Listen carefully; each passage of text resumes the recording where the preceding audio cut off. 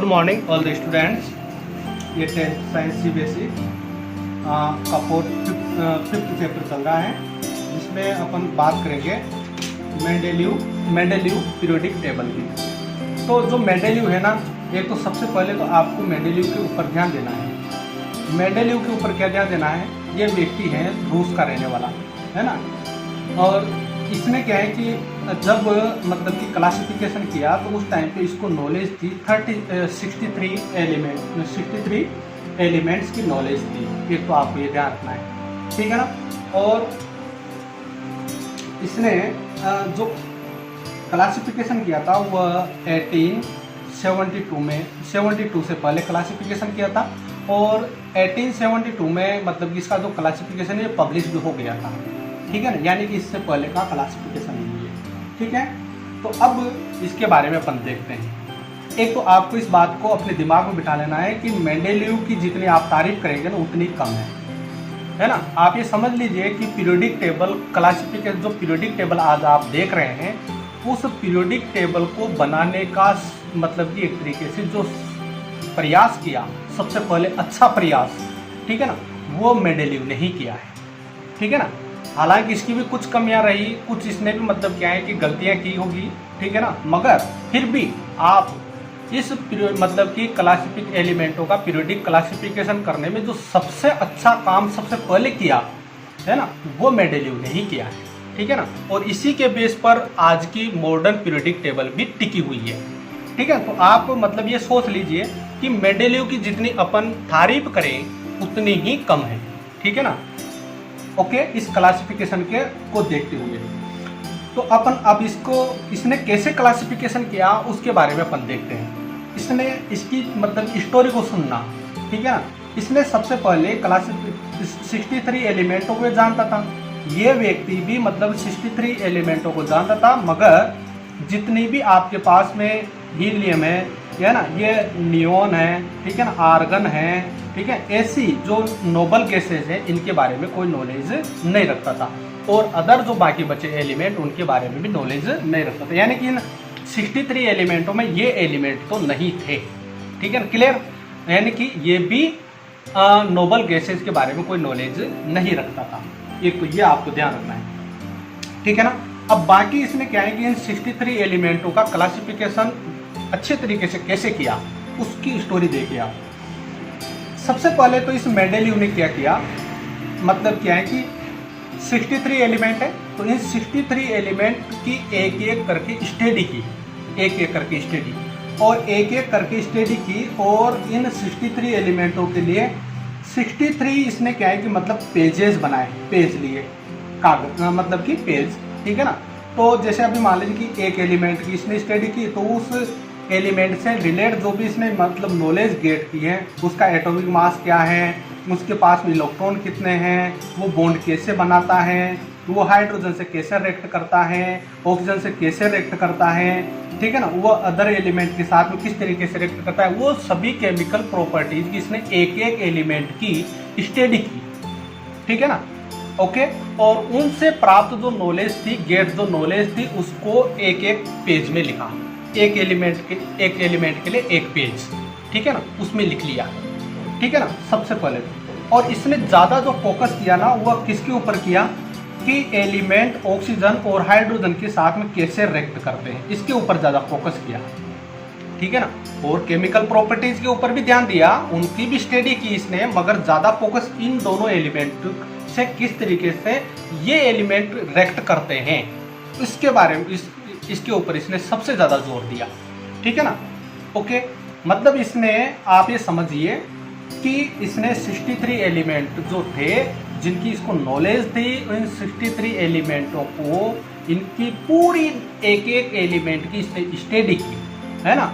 उनकी chemical property, उनकी physical property, उनका एटॉमिक मास, उनके इलेक्ट्रॉन से रिलेट, उनके मतलब कि सबसे रिलेट मतलब इसने क्या की स्टडी की, है ना। और उन केमिकल प्रॉपर्टीज में भी सबसे ज़्यादा फोकस इसने इन दो प्रॉपर्टीज के ऊपर किया कि ये एलिमेंट हाइड्रोजन और ऑक्सीजन के साथ में किस तरीके से और कैसे बिहेव करते हैं, किस तरीके से रिएक्ट करते हैं, ठीक है ना।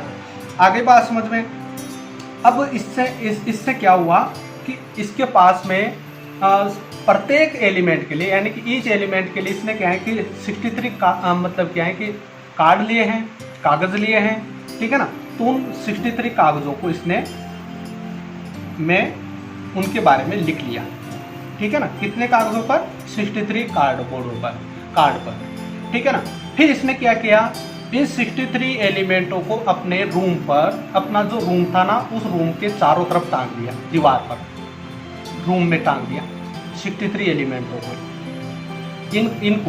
इन कागजों को, एलिमेंट को नहीं, इन कागजों को जिनमें उनकी स्टडी थी, ठीक है ना, 63 एलिमेंट को, ठीक है ना, उसके ऊपर टांग दिया दीवार पर। और दीवार पर टांग करके फिर वो अब एक एक करके देखता है, देखता है कि वह क्या है कि इन सभी एलिमेंटों को उनकी प्रॉपर्टी को ध्यान में रखते हुए, उनकी प्रॉपर्टी को ध्यान में रखते हुए और उनके एटॉमिक मास को ध्यान में रखते हुए, तो इसने क्या किया, उनकी प्रॉपर्टी को, सिमिलर प्रॉपर्टी भी आए साथ में, सिमिलर प्रॉपर्टी वाले एलिमेंट भी आए साथ में, और एटॉमिक मास का इंक्रीजिंग ऑर्डर जो है वो भी बरकरार रहे, ठीक है ना। मतलब कि इसने क्या की, दो चीजें साथ में लगाई।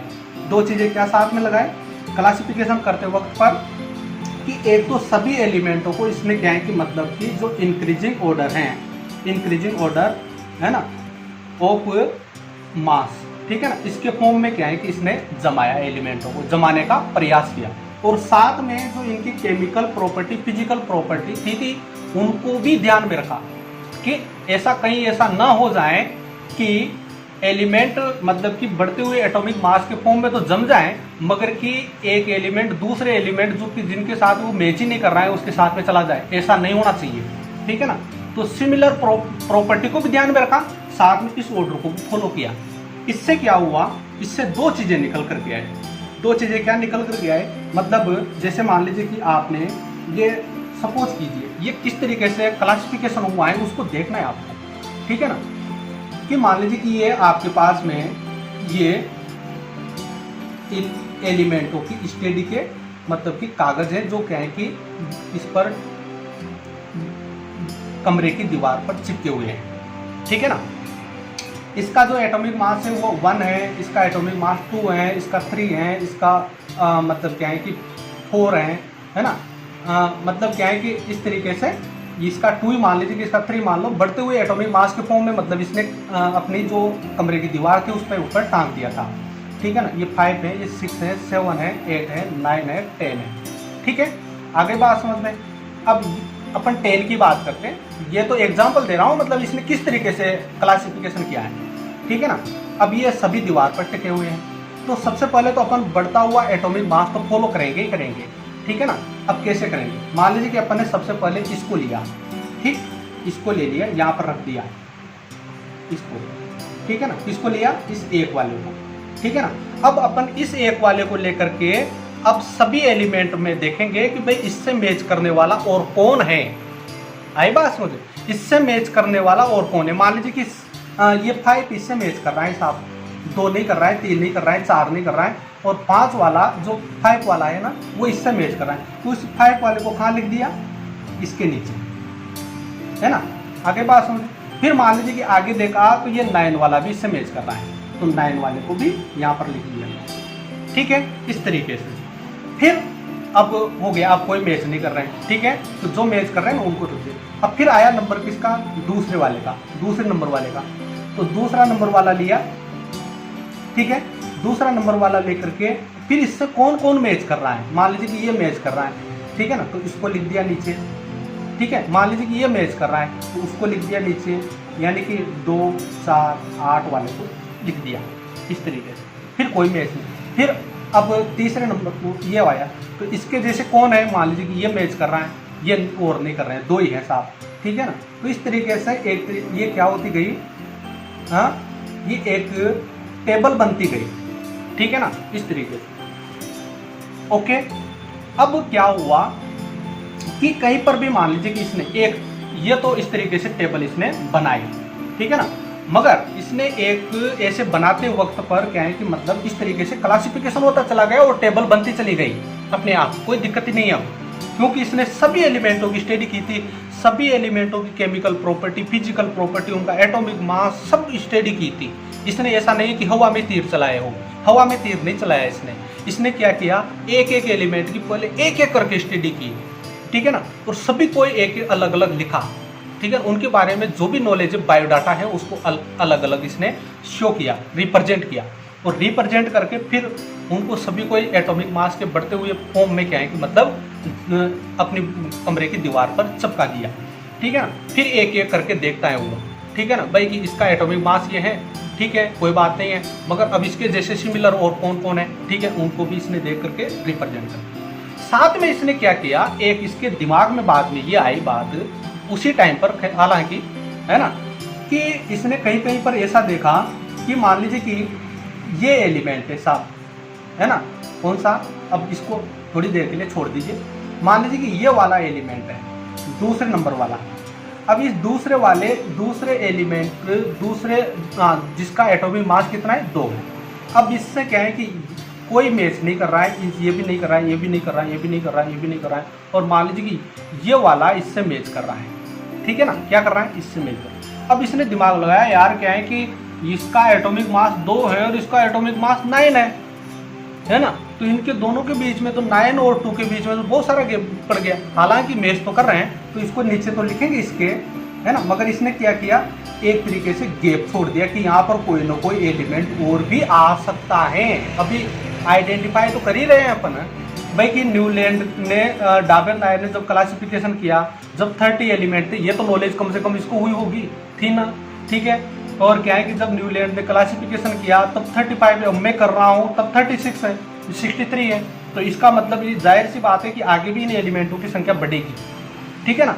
तो वो एलिमेंट अभी मतलब कुछ एलिमेंट ऐसे हैं जिनको अपन नहीं जानते हैं और वो बाद में जाकर के आएंगे, तो उनको भी अपन इस टेबल में सेट किया जा सके, ठीक है ना। इसलिए क्या किया, जहाँ कहीं पर भी इसने एटॉमिक मास के बीच में ज़्यादा गैप दिखाई दिया, वहीं पर इसने क्या है कि मतलब एक तरीके से गैप छोड़ दिया कि वहाँ पर कोई ना कोई एलिमेंट और भी आएगा, ठीक है ना। ये एक इसकी दूरदर्शिता थी, एक इसकी सोच थी, थिंकिंग थी, है ना, जिसको मतलब क्या है कि और व्यक्ति नहीं समझ पाए, ठीक है ना। हालांकि उस टाइम के जो साइंटिस्ट थे उन्होंने समझा इसको, ठीक है ना, जब ये पब्लिश्ड हुआ और प्रयास किया उन्होंने, और प्रयास किया तो उनको सफलता भी मिली, ठीक है ना। तो इस तरीके से एक टेबल बनती चली गई। और ये दूसरी थ्योरी इसने और भी यूज की कि जहाँ कहीं पर भी एलिमेंट के बीच में उनकी प्रॉपर्टी को मिलाते वक्त पर मान लीजिए कि, और उनको एटॉमिक मास के बढ़ते हुए क्रम में जमाते वक्त पर मान लीजिए कि किन्हीं 2 एलिमेंटों के बीच में एटॉमिक मास के बीच में ज़्यादा फर्क आता है, लगभग, है ना, कितना फर्क, 4 से ज़्यादा आता है, तो उन दोनों एलिमेंटों के बीच में इसने क्या है कि मतलब गैप छोड़ दिया।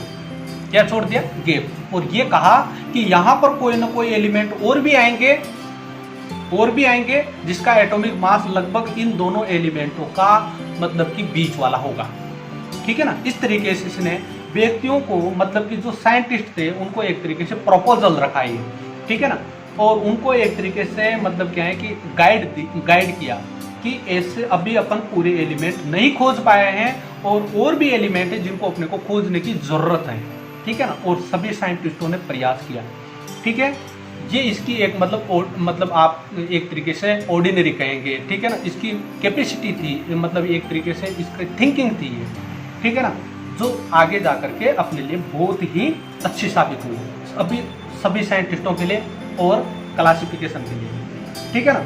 तो इस तरीके से इसने पीरियोडिक टेबल क्लासिफिकेशन किया, ठीक है, एलिमेंट जम के, और एलिमेंट जमे तो ये पीरियोडिक टेबल बनाई इसने, ठीक है।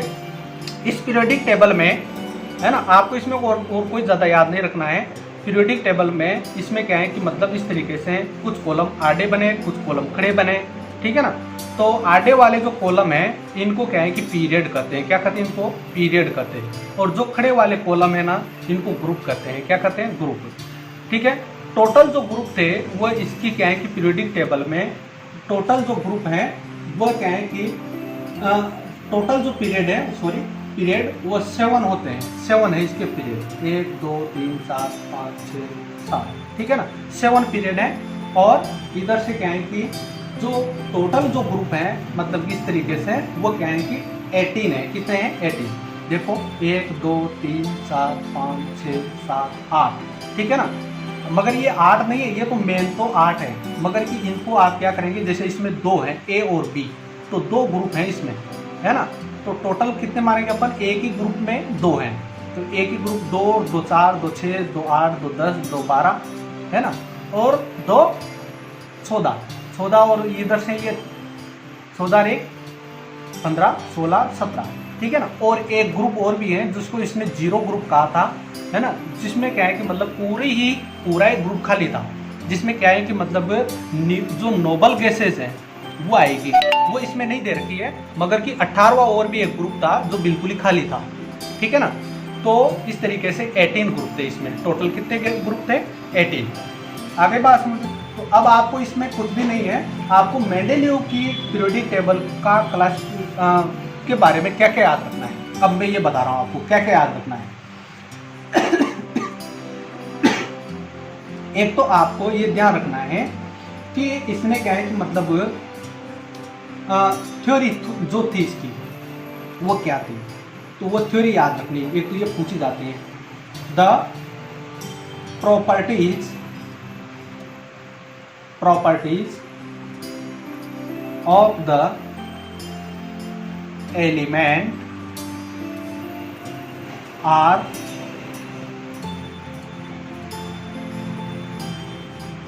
periodic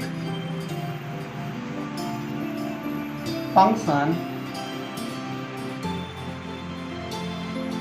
of their atomic mass, ठीक है ना। ये इसकी थ्योरी थी, मतलब इसका एक तरीके प्रिंसिपल है ये, ठीक है ना। इसको इसने इस प्रिंसिपल को इम्प्लीमेंट किया, ठीक है ना। क्या था ये प्रिंसिपल पूछा जाता है 1 नंबर में, है ना। और इसकी और क्या पूछेंगे आपसे, मेंडेलीव की आपसे या तो लिमिटेशन पूछेंगे या फिर इसकी क्या है कि मतलब आपसे एप्लीकेशन पूछेंगे, ठीक है ना। ज़्यादातर ये इनके ऊपर ध्यान देना। मेंडेलीव पीरियोडिक टेबल को कोई नहीं पूछता है। मेंडेलीव पीरियोडिक टेबल और मॉडर्न पीरियोडिक टेबल एक तरीके से एक जैसी है, ठीक है ना, आप ये समझिए, ठीक है। तो अगर ज़्यादातर जो क्वेश्चन आएंगे ना वो मॉडर्न पीरियोडिक टेबल से आएंगे। मेंडेलीव पीरियोडिक टेबल से क्वेश्चन क्या आएंगे, एक तो इसकी ये जो प्रिंसिपल है ना इसके ऊपर ज़्यादा फोकस करना है आपको, और इसकी जो एप्लीकेशन है उसके ऊपर ज़्यादा फोकस करना है, लिमिटेशन के ऊपर फोकस करना है। लिमिटेशन के ऊपर भी आपको ज़्यादा फोकस नहीं करना है, 20% चांसेस होते हैं कि लिमिटेशन को पूछा जाए, ठीक है। क्योंकि लिमिटेशन को पूछ करके इस व्यक्ति की क्या है कि मतलब एक तरीके से इसकी काबिलियत के ऊपर क्वेश्चन मत उठाइए आप, ठीक है ना। इसकी जो क्या है कि मतलब एप्लीकेशन है उसको ज़्यादा ध्यान दीजिए, ठीक है ना। तो एक तो एप्लीकेशन याद रखनी इसकी पीरियोडिक टेबल की, किसकी, मेंडेलीव पीरियोडिक टेबल की, और एक इसकी ये जो प्रिंसिपल है इसको ध्यान रखना है, ठीक है ना। The properties of the element are periodic function of their atomic mass, मतलब कि जितने भी एलिमेंट होते हैं उनकी जो प्रॉपर्टी है वो पीरियोडिक फंक्शन यानी कि आवर्ती फलन होती है, किसके, उनके बढ़ते हुए एटॉमिक मास के। क्या होती है, इंक्रीजिंग एटॉमिक मास है, sorry their increasing atomic mass. तो इंक्रीजिंग एटॉमिक मास की क्या होती है, पीरियोडिक फंक्शन होती है, ठीक है ना, आवर्ती फलन। ओके, ये इसकी थ्योरी थी।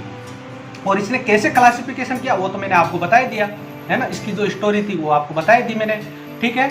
इसकी जो पीरियोडिक टेबल है उसके बारे में आप कुछ नॉलेज याद रखेंगे, ध्यान रखेंगे। कुछ नॉलेज क्या ध्यान रखेंगे इसकी पीरियोडिक टेबल के बारे में, इसकी पीरियोडिक टेबल याद नहीं रखनी है, ठीक है ना। इसकी पीरियोडिक टेबल याद नहीं रखनी है। पीरियोडिक टेबल अगर आपको याद रखनी है तो क्या याद रखनी है, modern periodic table. Modern periodic table में ही अगर आप कुछ करेक्शन करेंगे तो इसकी पीरियोडिक टेबल बन जाएगी, कोई दिक्कत नहीं है। तो आप उसको याद रखनी चाहिए, ठीक है ना।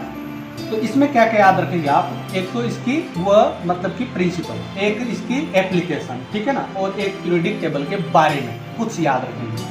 तो इसकी मतलब कि पीरियोडिक टेबल के बारे में क्या याद रखेंगे, Mendeleev periodic table contains vertical column and is called group, यानी कि इसमें कुछ वर्टिकल ग्रुप होते हैं, वर्टिकल कॉलम होते हैं जिनको क्या कहते हैं ग्रुप करते हैं। And the horizontal column called period, horizontal जो कॉलम है ना वो पीरियड कहलाते हैं, और जो इस तरीके से खड़े कॉलम है वो क्या कहलाते हैं, ग्रुप कहलाते हैं, ठीक है। इन पीरियड्स की जो नंबर्स हैं, पीरियड्स जो होते हैं ये क्या है कि 7 पीरियड हैं, कितने पीरियड हैं इसमें मेंडेलिव पीरियोडिक टेबल में? 7, यानी कि the number of period is 7, ठीक है। The number of group is 9 × 2 यानी कि 18, ये है। मतलब आप 9 × 2 तो ब्लेम मत रखो याद, आप डायरेक्ट 18 ही याद रखो, ठीक है ना। क्या याद रखेंगे? 18 याद रखेंगे। आगे बात समझ में, ये ध्यान रखेगा। तो 18 ग्रुप है और 7 पीरियड है, ये आप नॉलेज याद रखेंगे इसकी। Each group divided into the 2 parts A and B, है ना। ए एंड बी में क्यों डिवाइड किया था? क्योंकि इसने क्या है कि मतलब एलिमेंटों की स्टडी की थी ना, तो एलिमेंटों की स्टडी की थी, तो इसने क्या है कि 2 प्रॉपर्टी के ऊपर ज़्यादा फोकस किया था। एक तो कि वो हाइड्रोजन के साथ में कैसे रिएक्ट करते हैं, एक ऑक्सीजन के साथ में कैसे रिएक्ट करते हैं। तो मतलब कि जो ग्रुप बनाए ना एक, उस ग्रुप में 2 प्रकार के एलिमेंट हैं। एक तो वो एलिमेंट जो हाइड्रोजन के साथ में रिएक्ट करते हैं, और ये वो एलिमेंट जो ऑक्सीजन के साथ में रिएक्ट करते हैं। तो ऑक्सीजन वालों का अलग बनाया, उसमें भी एक में भी ऑक्सीजन को वालों का अलग बनाया, और हाइड्रोजन के साथ में रिएक्ट करने वालों का अलग बनाया, ठीक है। इसलिए एक ही ग्रुप में 2 ग्रुप बन गए, ठीक है ना, ए और बी। आगे बात समझ में, तो इनको ध्यान रखेंगे। एप्लीकेशन के बारे में क्या याद रखेंगे आप? एक सबसे इसकी एप्लीकेशन क्या है? The Mendeleev left some gap in the his periodic table, है ना, instance of the looking upon this gap has defect. Mendeleev boldly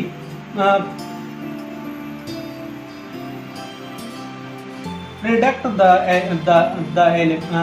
the extent of some element that had not been discovered and that time, ठीक है ना। मतलब इसके कहने का अर्थ ये था कि इसने मतलब कि उस अपनी पीरियोडिक टेबल में कुछ जगह पर, मतलब कि जहाँ मैंने बताया ना कि कहीं पर भी इसने अगर ज़्यादा गैप दिखाई दिया तो इसने वहाँ पर गैप छोड़ दिया, तो गैप छोड़ा, है ना। और इसने बोल्डली एक तरीके से मतलब कि आत्मविश्वास के साथ में सभी को ये कहा कि अभी भी ऐसे कुछ एलिमेंट है जो अपन नहीं जानते और उनको अपने को खोजना चाहिए, ठीक है ना।